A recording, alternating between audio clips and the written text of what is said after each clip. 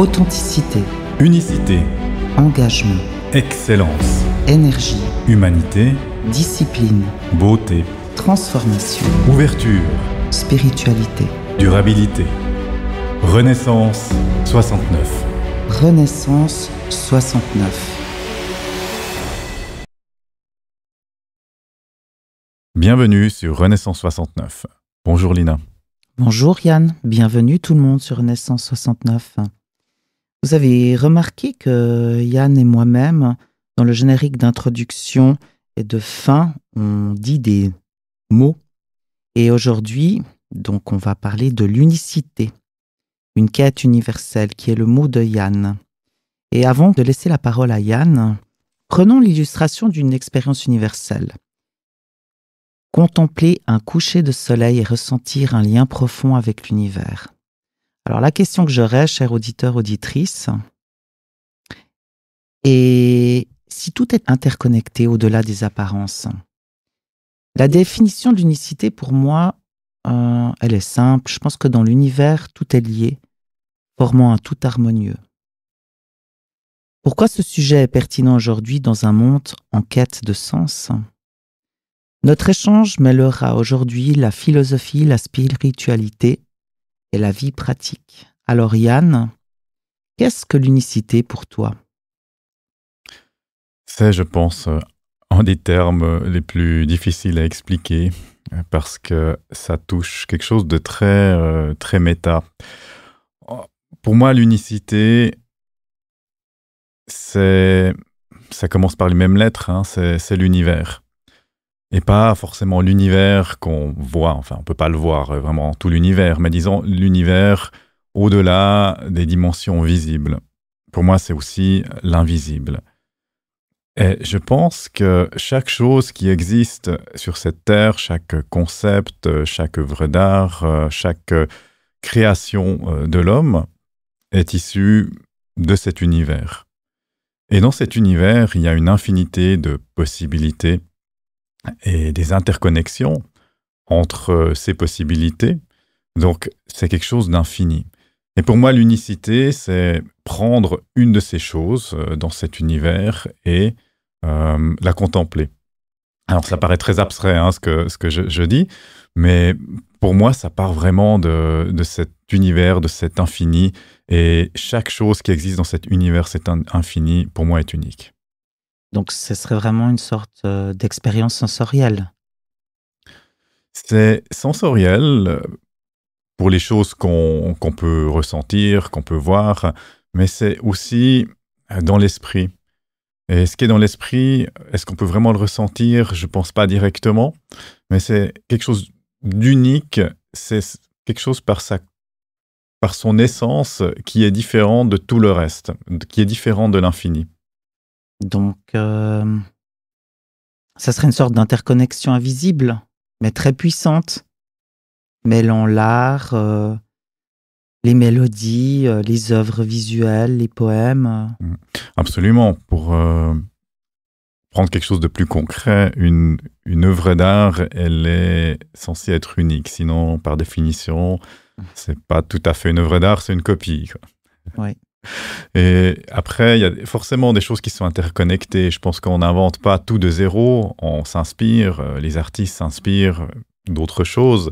Donc à partir de quel moment la chose devient unique ? C'est une question, on pourrait discuter longtemps autour, mais pour faire simple, c'est du moment qu'il y a une création de l'esprit qui vient se rajouter sur toutes ces inspirations, c'est qu'à ce moment-là, on a recréé quelque chose d'unique. Et donc là, on touche à l'unicité de la chose, de l'œuvre d'art, en l'occurrence. Alors, tu vois, moi, je perçois un peu l'unicité comme une observation de la nature, des écosystèmes qui sont en équilibre, où chaque rôle va jouer un rôle interdépendant. Si on prend par exemple l'exemple des abeilles, parce que j'adore le miel et la pollinisation, en fait c'est un aliment essentiel à notre alimentation. Et puis par rapport aux relations humaines, c'est pour moi des connexions profondes avec des inconnus. Preuve, une fois encore, preuve de notre interdépendance. D'où justement l'importance de notre écoute active et empathique. J'insiste sur l'écoute active et de notre empathie. Et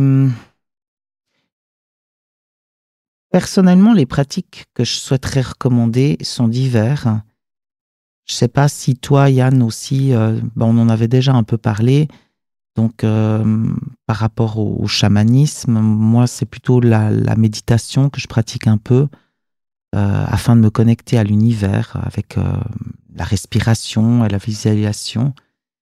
Aussi la gratitude pour vraiment prendre conscience des contributions extérieures apportées dans nos vies. Et puis finalement, le plus important, l'engagement communautaire, afin justement de participer à des actions collectives. Est-ce que ça te parle aussi? Ça me parle, oui, effectivement. Il y a une chose que tu as dite que je trouve très intéressante, c'est le lien entre deux personnes. Il y a aussi une unicité, je veux dire, le lien entre toi et moi dans cette discussion maintenant ou dans toutes les autres, il y a quelque chose d'unique. Elle ne peut pas se reproduire, c'est pas possible. On peut mettre deux personnes à notre place qui vont dire exactement la même chose, ça ne sera pas la même chose. Donc il y a aussi l'unicité là-dedans dans les relations. Tu parles aussi de pratiques pour s'ouvrir dans l'invisible. Tu parles de chamanisme, hein. Je pense que là aussi, on touche quelque chose qui est directement lié pour moi à l'unicité, à cet univers que j'évoquais au tout début. Et pour moi, c'est des moyens pour contempler, pour vivre j'ai envie de dire vivre dans l'unicité. Alors ça paraît très très abstrait. C'est pour ça que je disais au départ, c'est, je pense, un des termes les plus difficiles à expliquer, en tout cas pour moi, de dire ce que ça signifie. Mais je pense que chacun sa relation à l'art, sa relation aux relations humaines, sa relation à la communauté, je pense que c'est central pour comprendre l'unicité, parce qu'on rencontre un individu, forcément il sera unique, il n'existe qu'une fois sur cette terre, quoi. Et je pense que ça alimente vraiment la réflexion. Mais peut-être très, très abstrait ce que je dis maintenant. Je ne sais pas, toi, Lina, est-ce que tu vois, il y a des exemples peut-être plus concrets où l'unicité, en gros, c'est pas se matérialiser, je ne sais pas si elle peut se matérialiser, mais où elle peut être plus palpable. Si on parle de l'impact de l'unicité sur notre conscience et notre comportement, oui, peut-être on pourrait parler des effets sur la conscience individuelle, comme la réduction du sentiment d'isolement, le dépassement de l'ego, passer du je au nous, ce qui à mon avis serait le plus pertinent. On pourrait aussi parler peut-être des implications sociétales et puis des différentes éthiques. C'est vrai que c'est compliqué, hein. Je sais pas, la compassion plus profonde envers les autres serait important, indépendamment des différences. Parce que maintenant, la compassion, l'empathie, tout le monde en parle, mais très peu de gens sont capables d'éprouver ce sentiment ou tout simplement de l'être. Pareil pour la prise de conscience écologique et l'adoption peut-être de modes de vie durables. Si on prend un exemple concret, le mouvement mondial pour le climat. Et pour terminer, peut-être que je dirais, pour moi, le plus important, le phénomène spirituel. C'est le plus important en me concernant. Les expériences mystiques ou méditatives où, en fait, on se sent un, vraiment, avec l'univers. Pour moi, c'est le plus important. Je pense aussi que c'est important, cette connexion, de voir au-delà des formes visibles qui finalement nous mènent vers cette unicité, et je pense aussi notre propre unicité. Ouais, effectivement, notre propre unicité. Donc, si sur ce mot très complexe, parce qu'il l'est, hein, si on essaye de faire un bref résumé, on pourrait dire que l'unicité, ça relie vraiment, comme j'ai dit au départ, la philosophie, la science et puis la vie quotidienne de tous les jours. Et il est important de prendre conscience de notre interdépendance qui peut transformer notre manière de vivre et surtout d'interagir.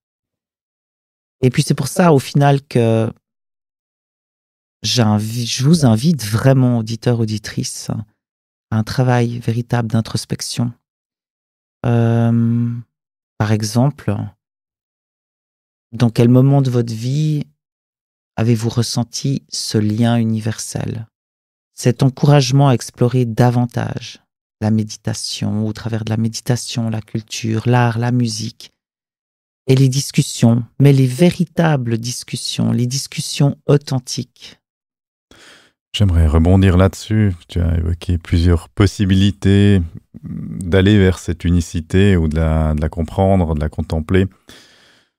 Tu as parlé de méditation, on a parlé d'art aussi. Je pense qu'il y a différentes expériences sur cette terre possibles pour aller vers cette unicité. Et je pense que c'est comme un état, je ne vais pas dire un état second, mais un état différent, un état modifié qui nous permet de percevoir réellement cette unicité. Puis en fait, on parle d'une unicité, mais en fait, c'est une infinité d'unicités. Vu que toutes les unicités, ça forme l'ensemble. Et je pense que c'est difficile de l'expliquer. Je pense qu'il faut le vivre réellement. Et je pense que ce que tu dis, faire de la méditation, c'est une chose. Après, il y a des personnes, ils n'ont pas du tout d'affinité avec des pratiques méditatives. Et je pense que ce n'est pas la seule. Écouter de la musique, c'est aussi quelque chose qui nous met dans un autre état de conscience.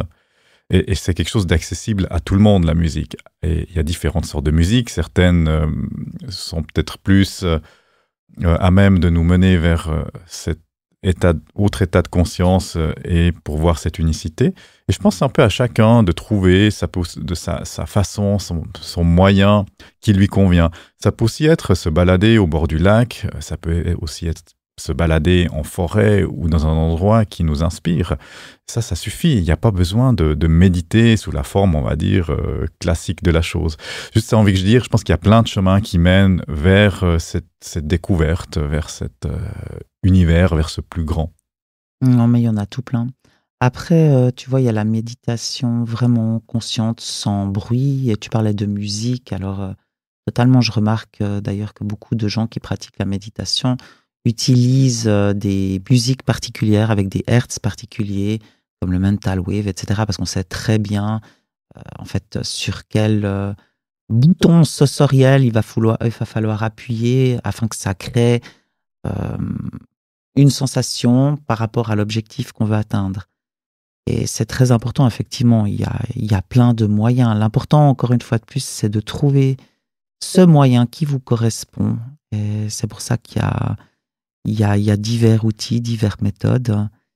Tu sais, Yann, quand je t'entends parler, d'ailleurs, il faut que je fasse attention parce que des fois, pour moi, c'est très difficile pour les gens qui me connaissent de rester canalisé et de ne pas aller partir dans plein de choses qui se passent dans ma tête. J'ai l'impression que je suis en voyage avec toi. Je me sens vraiment bien. Et j'ai envie pour terminer peut-être ce sujet de l'unicité qui est compliqué, j'ai envie de dire que nous sommes tous des fragments d'étoiles, voyageons ensemble. En tout cas, c'est ce que tu me fais ressentir, Yann, et je te remercie. Et puis j'ai envie de vous dire aussi à vous, auditeurs, auditrices, déjà j'espère que vous avez ce même état d'esprit, ce même mindset où quand vous entendez Yann, vous vous sentez bien. En fait, c'est à vous de trouver votre lumière dans ce grand tout. Voilà. Je te remercie, Yann. Merci à toi aussi, Lina. Et on vous souhaite, auditeurs, auditrices, une très belle journée. Belle journée à vous. Au revoir. Au revoir. Authenticité. Unicité. Engagement. Excellence. Énergie. Humanité. Discipline. Beauté. Transformation. Ouverture. Spiritualité. Durabilité. Renaissance 69. Renaissance 69.